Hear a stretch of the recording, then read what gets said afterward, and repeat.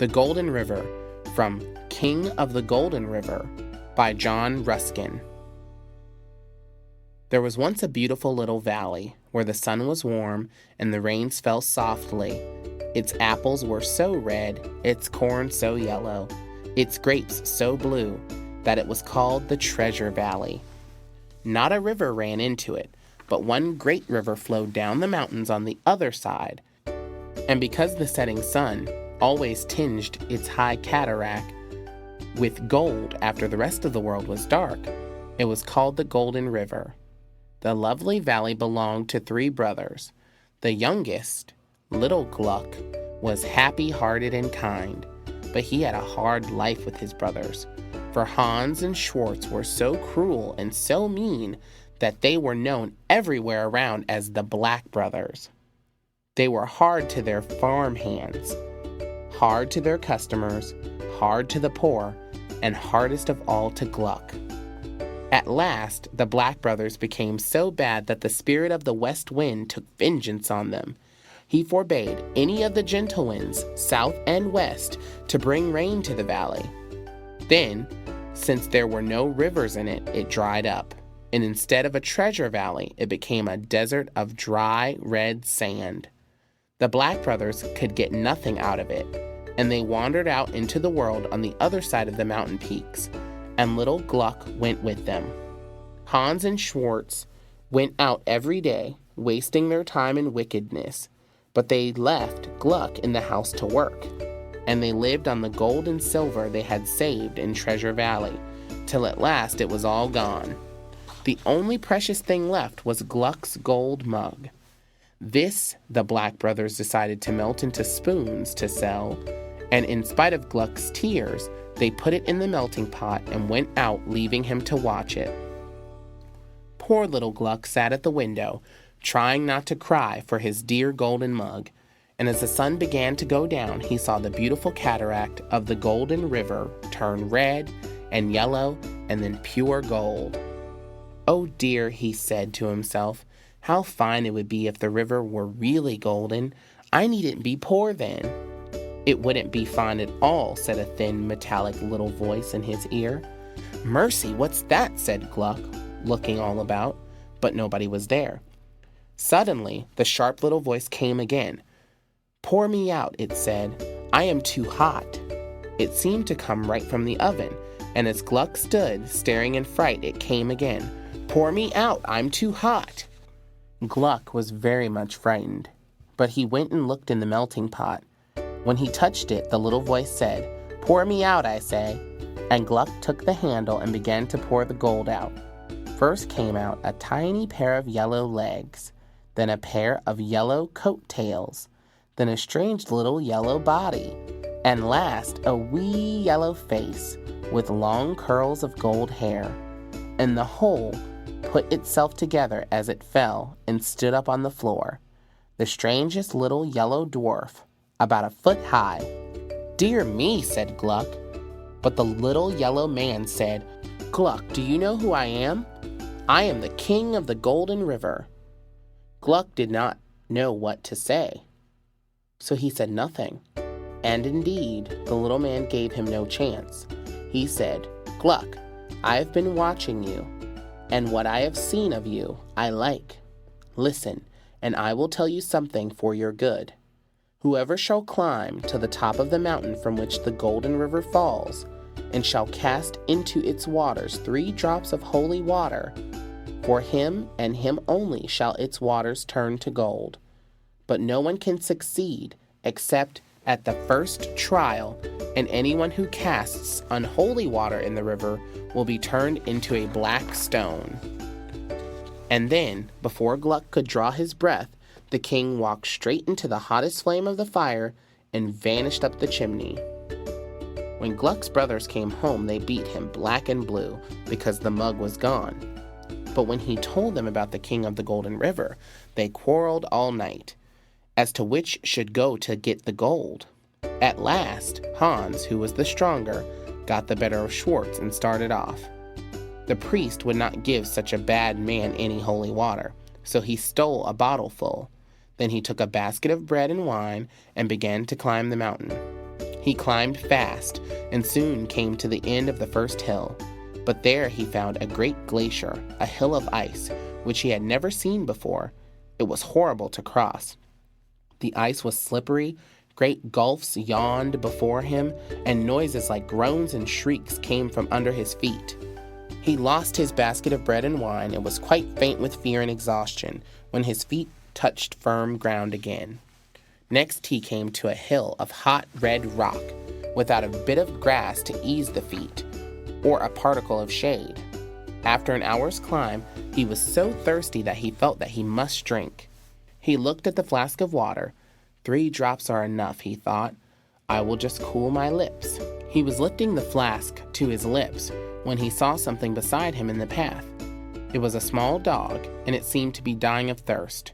Its tongue was out, its legs were lifeless, and a swarm of black ants were crawling about its lips. It looked piteously at the bottle which Hans had. Hans raised the bottle, drank, kicked at the animal, and passed on. A strange black shadow came across the blue sky. Another hour Hans climbed. The rocks grew hotter and the way steeper every moment. At last he could bear it no longer. He must drink. The bottle was half empty, but he decided to drink half of what was left. As he lifted it, something moved in the path beside him.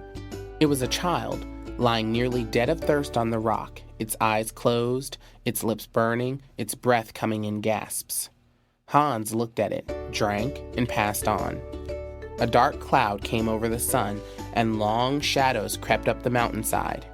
It grew very steep now, and the air weighed like lead on Hans's forehead, but the golden river was very near.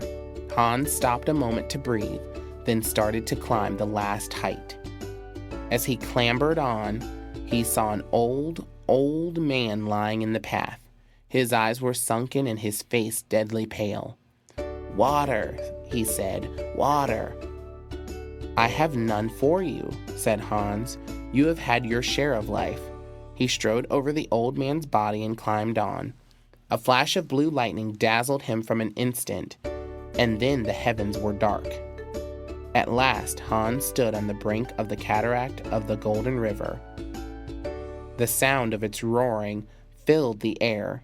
He drew the flask from his side and hurled it into the torrent. As he did so, an icy chill shot through him. He shrieked and fell, and the river rose and flowed over the black stone.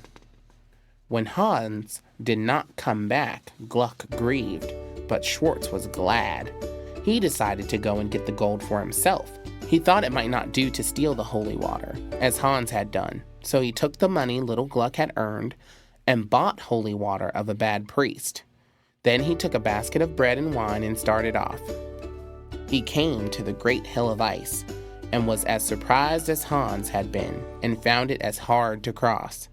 Many times he slipped, and he was much frightened at the noises, and was very glad to get across, although he had lost his basket of bread and wine. Then he came to the same hill of sharp red stone, without grass or shade, that Hans had climbed, and like Hans he became very thirsty.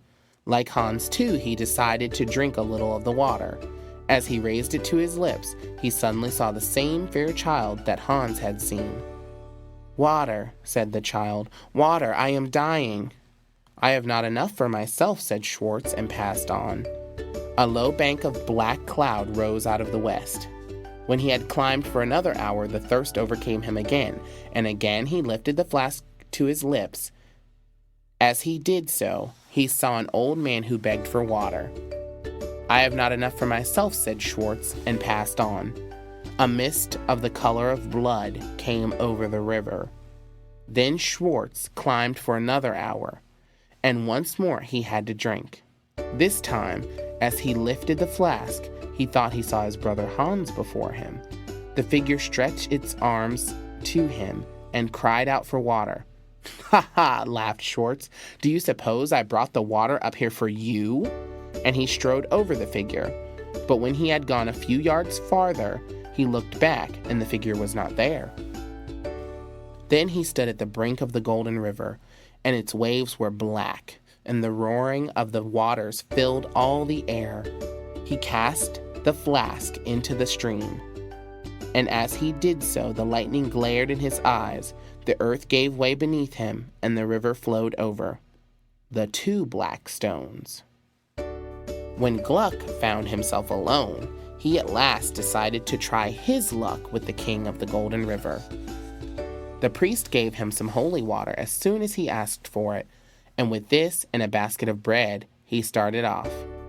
The hill of ice was much harder for Gluck to climb, because he was not so strong as his brothers. He lost his bread, fell often, and was exhausted when he got on firm ground. He began to climb the hill in the hottest part of the day. When he had climbed for an hour, he was very thirsty, and lifted the bottle to drink a little water. As he did so, he saw a feeble old man coming down the path toward him. "I am faint with thirst," said the old man. "Will you give me some of that water?" Gluck saw that he was pale and tired, so he gave him the water, saying, "Please don't drink it all." But the old man drank a great deal, and gave back the bottle 2/3 emptied. Then he bade Gluck good speed, and Gluck went on merrily. Some grass appeared on the path, and the grasshoppers began to sing. At the end of another hour, Gluck felt that he must drink again. But as he raised the flask, he saw a little child lying by the roadside, and it cried out pitifully for water. After a struggle with himself, Gluck decided to bear the thirst a little longer. He put the bottle to the child's lips, and it drank all but a few drops. Then it got up and ran down the hill. All kinds of sweet flowers began to grow in the rocks, and crimson and purple butterflies flitted about in the air. At the end of another hour, Gluck's thirst was almost unbearable. He saw that there were only 5 or 6 drops of water in the bottle, however, and he did not dare to drink. So he was putting the flask away again when he saw a little dog on the rocks, gasping for breath. He looked at it, and then at the Golden River, and he remembered the dwarf's words, "No one can succeed except at the first trial." And he tried to pass the dog, but it whined piteously, and Gluck stopped. He could not bear to pass it. "Confound the king and his gold too," he said, and he poured the few drops of water into the dog's mouth. The dog sprang up, its tail disappeared, its nose grew red, and its eyes twinkled. The next minute the dog was gone, and the king of the Golden River stood there. He stooped and plucked a lily that grew beside Gluck's feet. 3 drops of dew were on its white leaves. These the dwarf shook into the flask, which Gluck held in his hand. "Cast these into the river," he said, "and go down the other side of the mountains into the treasure valley." Then he disappeared. Gluck stood on the brink of the Golden River and cast the 3 drops of dew into the stream. Where they fell, a little whirlpool opened, but the water did not turn to gold. Indeed, the water seemed vanishing altogether. Gluck was disappointed not to see gold, but he obeyed the king of the Golden River and went down the other side of the mountains. When he came out into the treasure valley, a river, like the Golden River, was springing from a new cleft in the rocks above and flowing among the heaps of dry sand. And then fresh grass sprang beside the river, flowers opened along its sides, and vines began to cover the whole valley. The treasure valley was becoming a garden again.